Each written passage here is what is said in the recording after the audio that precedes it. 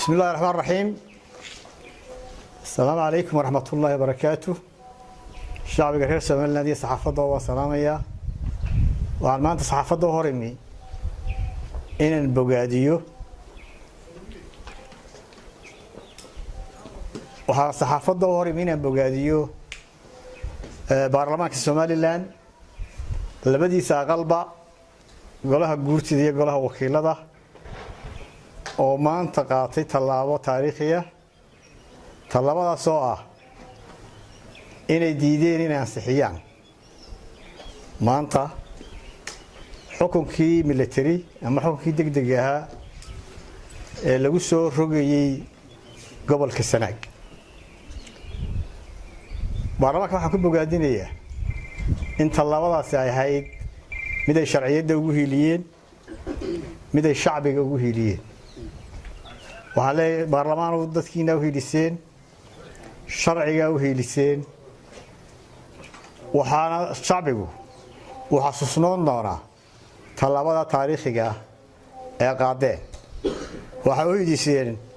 لما شعبك غير سوماليلاند وايو حكم دقدي كما كوبنادين قبل كسناج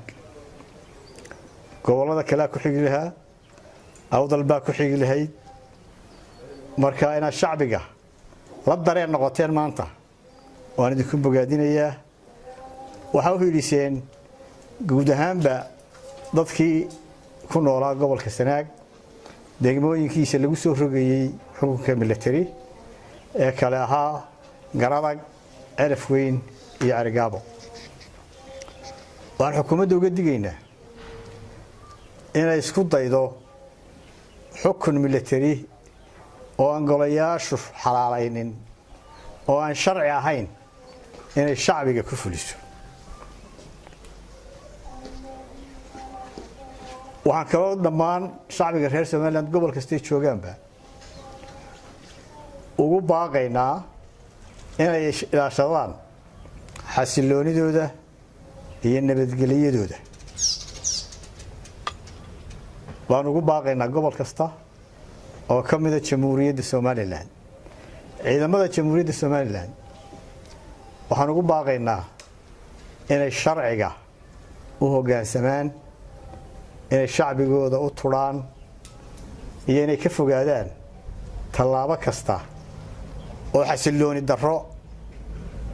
iyo amni darro ka dhalin karta dalka aad iyo aad u mahadsantiin